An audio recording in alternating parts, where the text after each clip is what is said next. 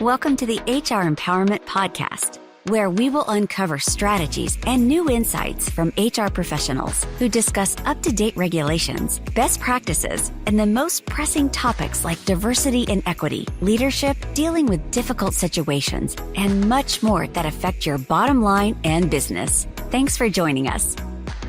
Hey everybody, Wendy Sellers here, the HR lady. We are back talking about leaders as coaches. Why? Because leadership is hard and coaching is necessary no matter where you are in your career as a leader, and no matter what your title is. I want to talk a little bit more, Kim, here with just the concept of leaders. You know, what do you consider that to be? Is it a title or is it an action, the word leaders?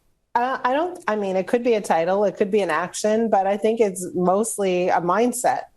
You know, it's a disposition. It's a way of approaching things. To me, a leader is a person who steps up, steps in, right? So a person who steps up, that's a leader. That's it. That's all. Person who steps up. Excellent. What can someone learn from a leadership coach? You know, tell us a little bit more about your business, Frame of Mind Coaching, and the fact that you are the legend. Well, so the last episode, JC asked a question. He said, how do I do it? How do we help leaders really look at the relationship between their thinking and their outcomes? And so I created a very, very specific, unique process for looking at how leaders think and picking up their patterns of behavior, their beliefs, their values, their priorities, their triggers, all of it. So how do we do it? So I have a team of coaches, but let's say I were coaching you, Wendy. What would happen is that we would start off with a front-loaded coaching experience.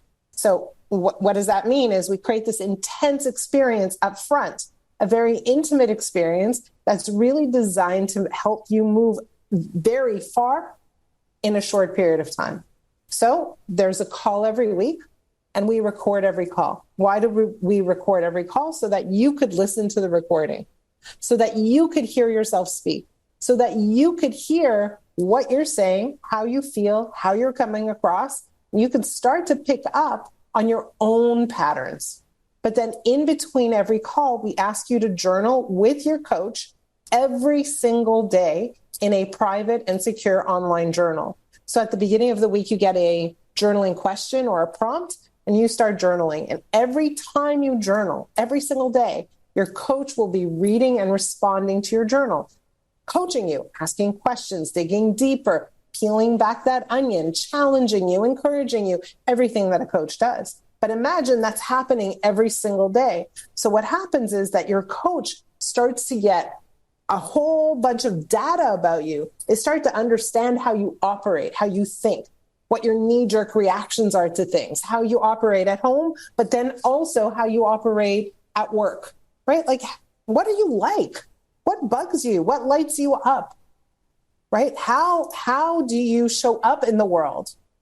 And on top of that, now your coach is communicating with you on a daily basis. So what happens is you are doing the work every single day. You are making progress every single day. So we know for a fact that when someone journals, it's very, very therapeutic.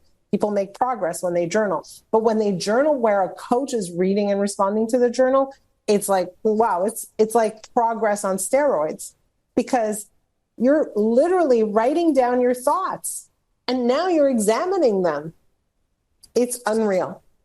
So, you know, what I'm hearing is that the leadership coaches on your team and yourself, you teach me about me, not about other people. Well, we start off with you, because any great leader needs coaching skills. Yes, it's true. But the starting point is to look inward, right? Because we can't look at others without understanding ourselves first. We can't look at others without understanding the relationship between thought and performance. We cannot. Right. Yeah, grab that mirror. Right. We have to do that work first. So every great leader who learns coaching skills starts off with coaching themselves. They need coaching. Yeah. I love it. We started off in episode 1 talking about, you know, the four similar challenges. I think that is the word you use that most leaders have. I also see the opposite too, where there's many leaders, people who just have decided to step up, whether they were asked to or not, that are the other side, happy-go-lucky about everything, and then therefore letting a lot of things slide because they're like, oh, it's all going to work, it's set out, and then they're not holding people accountable, including themselves. Do you find that a lot as well? I really don't. I find it's a rare leader who is happy-go-lucky. So maybe I find mostly that leaders have very high standards, and to a great extent, those standards are used I say, put down the stick. I see leaders beating themselves up all the time, and that's not happy-go-lucky. Yeah, I see that too. And I'm going to start, after this podcast series, I'm going to start, just keeping my eyes open in the world, because I know people that are, winging a prayer, happy-go-lucky, but you know what? I don't know how many are in real leadership roles, or if there is a leadership role and it's not a real role, right? It's maybe just a fancy title to get them to stay. What do you got over there, JC? Maybe those people who are happy-go-lucky have it better, like they figured it out, Yeah. It is fascinating when we start to think about these statistics and numbers. Executive new hires, nearly 50% fail within the first 18 months.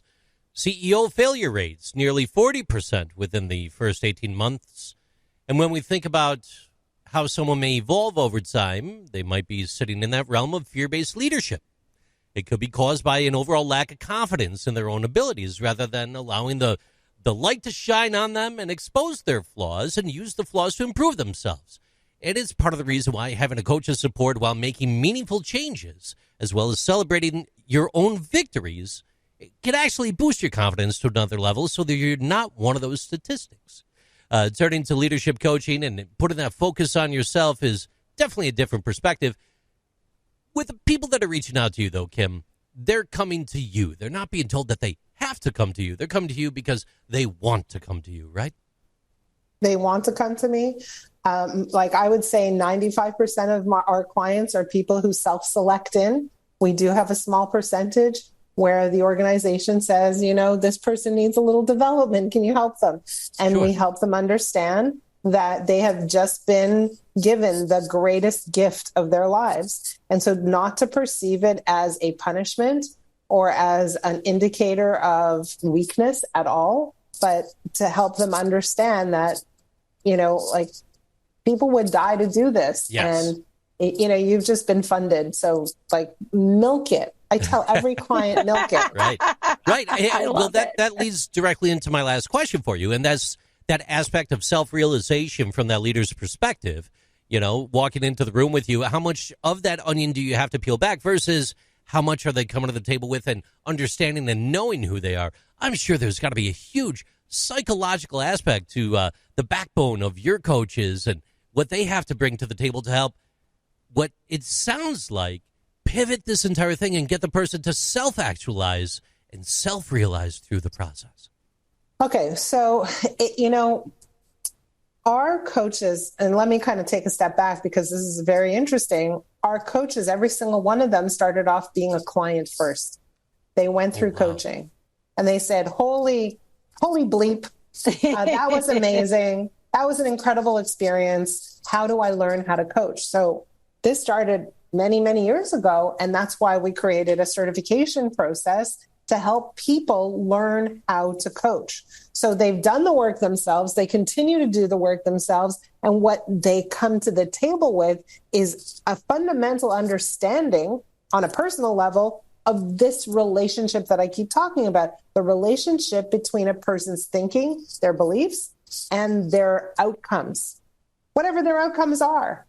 Their outcomes could be, their sales number. Their outcomes could be, the state of their relationship. Their outcomes could be their health. Their outcomes could be, how they raise their children, anything at all.